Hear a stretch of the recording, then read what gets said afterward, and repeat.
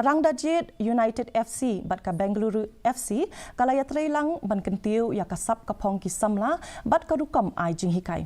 Kani ka Iatreilang katemu ban Kyntiew ya ka Jingialehkai Phutbol ha Meghalaya.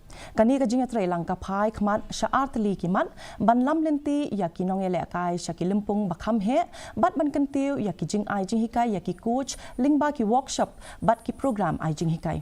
Jingialehkai badang kena ka Rangdajied United FC Kyntiew ya kalat Jingialehkai bat ka Bengaluru FC ka ban yarap ya ki ban kiyo ha ka rukam Jingialehkai.